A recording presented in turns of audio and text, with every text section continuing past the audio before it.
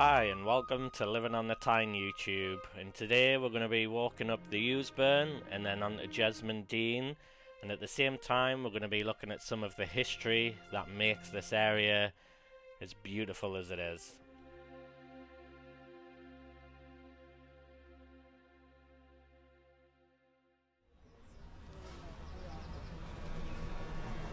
In its former life, the Tyne Bar was known as the Ship Tavern, a notorious establishment better known for the horizontal refreshment on offer in the rooms upstairs than for the liquid refreshment at the bar. Since its refurbishment in 1994, however, the Tyne has provided Newcastle with a very civilised blend of wonderful beer, great music and innovative food. Whether you want to sample the very best of locally brewed real ales or simply enjoy a coffee in their beer garden, the Tyne has something for you. So pull up a stool at the bar, choose from a wide selection of locally brewed craft ales, continental lagers, spirits and wines. Their menu features everything from homemade burgers and hot dogs, nachos and healthy salads. Get yourself along, it's a great day.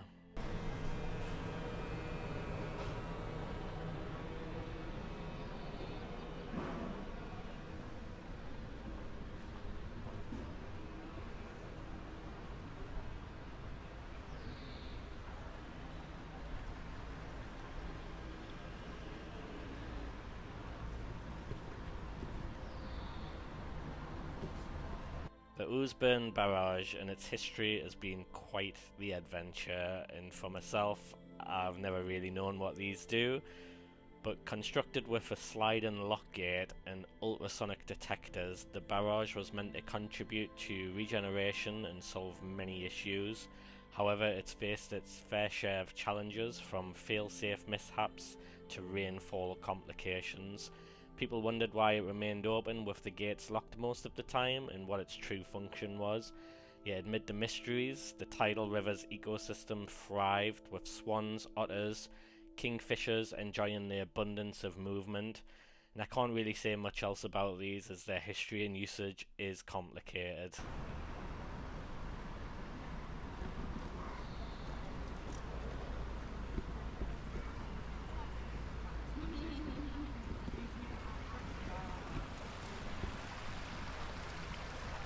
Just walking along the Riverside here, we can see that the tide is out. The River Tyne is a tidal river. Some people are doing some gardening as we walk up towards Dene's, which is a really nice ice cream shop. Perfect for a hot day.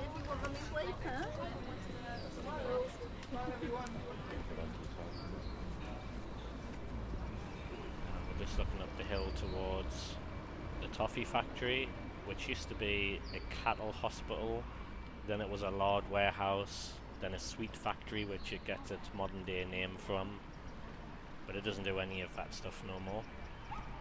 It's got one of the only remaining chimneys in this area still standing, which is quite nice. And a little fun fact, that in 2009 this building was entirely demolished, and then in 2012 that's when it was made into what you see now, but they kept the outside structure of the building.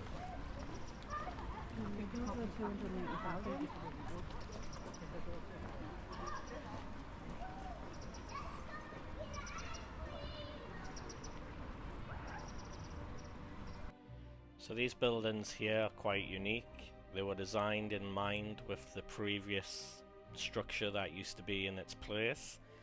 I believe there used to be some kind of warehouse, and that's why the downstairs of these apartments kind of resemble warehouse doors. And I think it's a cool little touch in keeping with the history. Now, behind this building is the Victoria Tunnel, or at least one of the entrances to the Victoria Tunnel. Now, I'm not going to do much on that, because if you want to visit the Victoria Tunnel, come down to the Ouseburn and do one of their tours. It's fantastic. I believe I did an hour-long tour with them, and it was quite amazing. Now, there is some other YouTubers that have done videos on the Victoria Tunnel, so I'll not delve too much into it, but there's some great stories and great tales told, and you get to learn the history that's hidden beneath Newcastle. It's fantastic. So this is where the Victoria Tunnel entrance is, just in amongst these trees.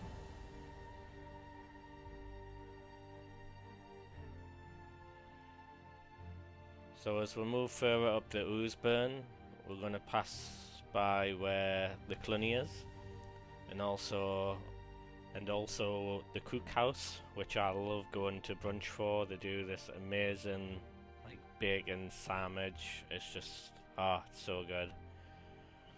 So we're going to continue on up further through the Ouseburn, and then under some of these amazing bridges, through some fields, through a housing estate, and then onto the Jesmond Dene. And we've got a lot to cover. But if you're really up for walking, it's a great experience.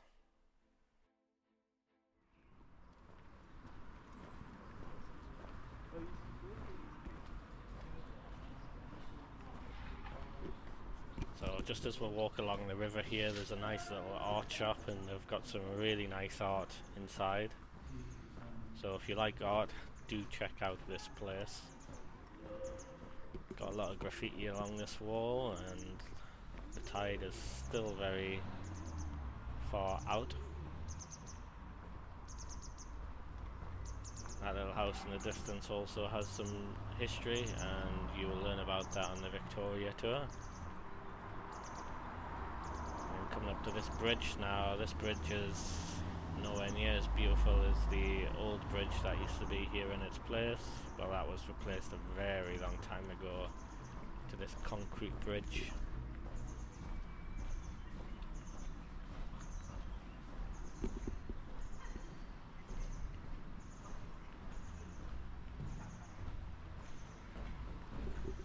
So we're just coming a little bit further up the river now, and you'll see some boats on the left. Now just beyond those boats there's some stairs that lead all the way up the hill, and they're called the Stairs to Nowhere.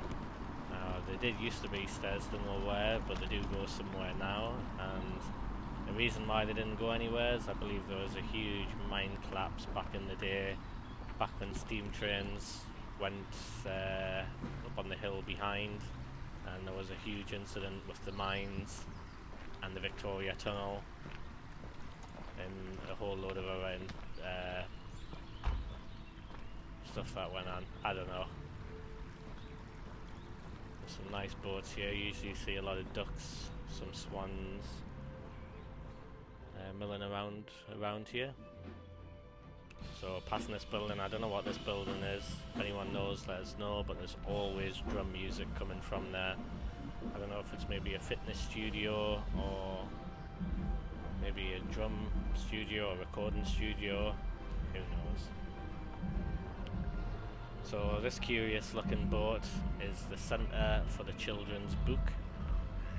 Now I don't know what this place was, but I believe the boat represents children's dreams. Could be wrong, so if you do know, please make a comment in the comment section and let us know. It's quite a curious, funky little boat. Quite like it.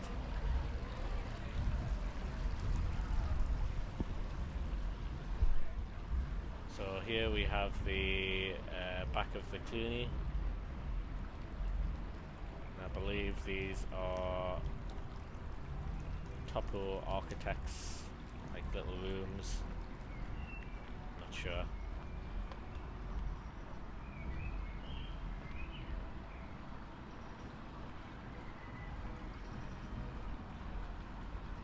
So here we come up to the little Pan Haggerty Bridge. Just looking up towards the Cluny there. Now fun fact, this little chimney that's just in front of the screen there, you can see it's got a tiny little door at the front of it, and that's where children would go in to actually clean the chimney, and that door is literally the size of a small child.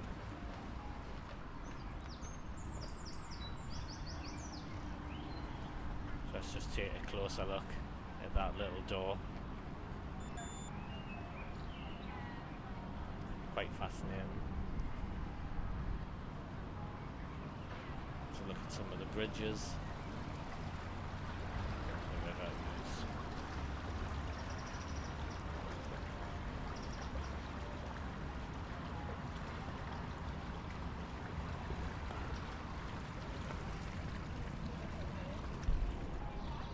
So just straight ahead is the cookhouse.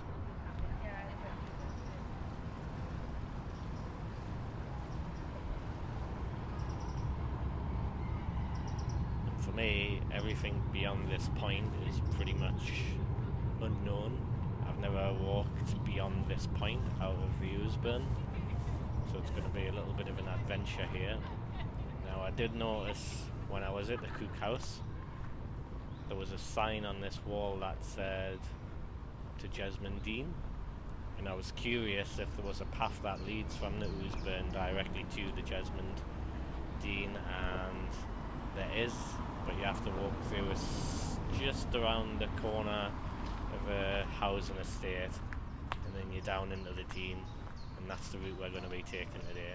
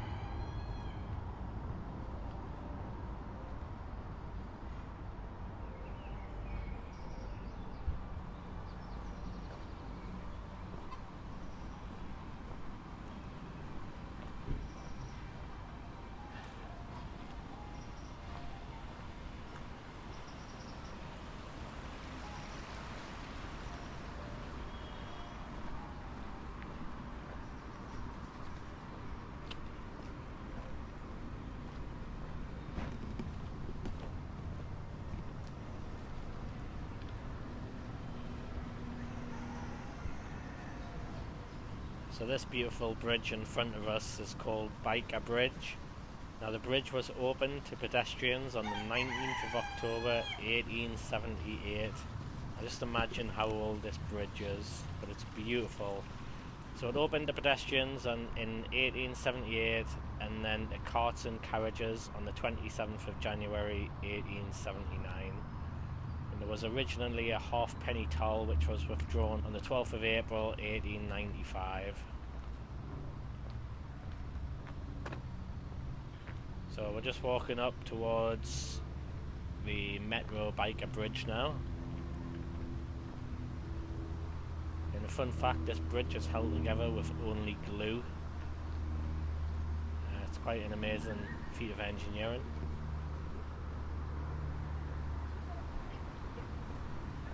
And behind that you have the Ouseburn Railway Viaduct.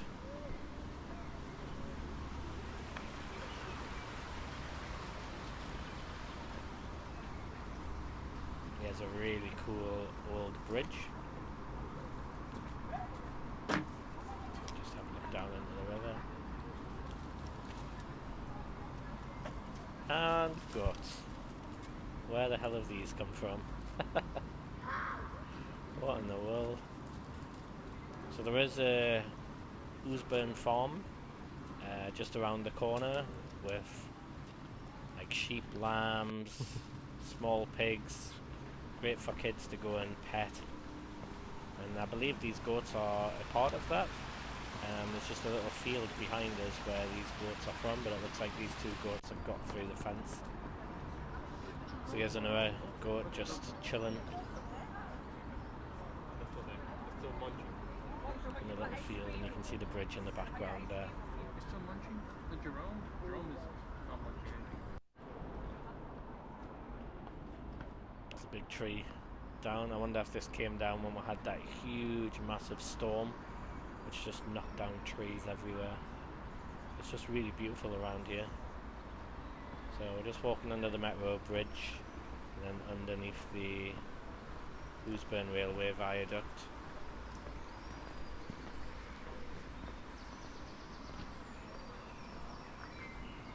So this viaduct was rebuilt in iron between 1867 and 1869. by the Weardale Iron and Coal Company. It's absolutely gorgeous. It's got 5 arches plus 2 approach arches. Prior to it being made of iron, it was made of laminated timber.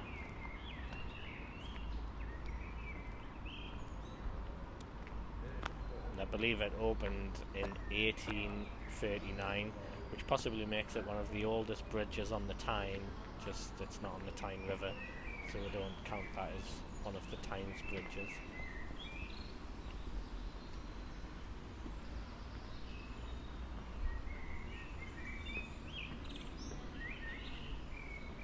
So we're just going to head up these steps towards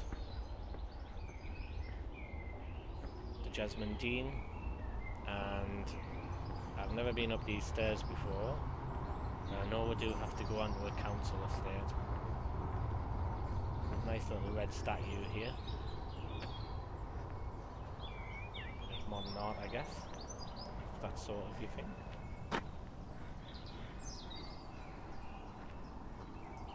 So there's a lot of places to bike around as well as walk around up here. A lot of different tracks that go left, right, all over the place. And today is an absolute beautiful day.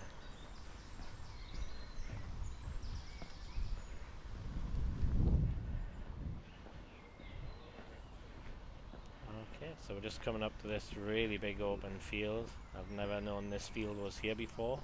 Probably great to have a picnic, especially on a day like today.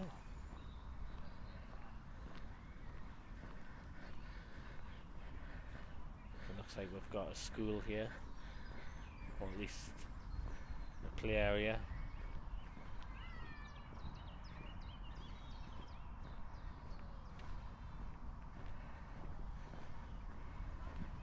It's such a beautiful day to be out as well. The sun is shining, the grass is green, there's a lot of people out walking, some people reading books. Just a perfect day really. So if it ever gets nice again, I know there's a lot of rain recently, but if it ever gets out nice again, get down to the Ouseburn, get yourself for a nice walk up onto the Jesmond Dene, and I swear to God you'll not regret it. Now this housing estate that you see just on the right hand side there, we're just going to take a right on this path and then a left and just walk down the side of the houses, and then we're going to take another right which then takes us to the entrance of the Ouseburn. It really isn't that far, and you don't really have to cross any major roads. I think there's just one little main road that you cross.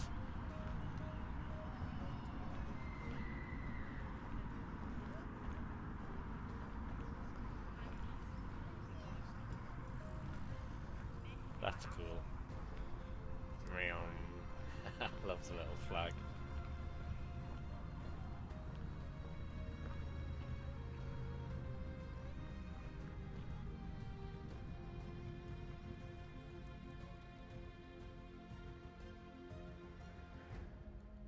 Alright, so we've just walked across the main road and we're going to take the right, which is going to take us down a side street. And then just on the left, further up ahead, is the entrance to the Jesmond Dene.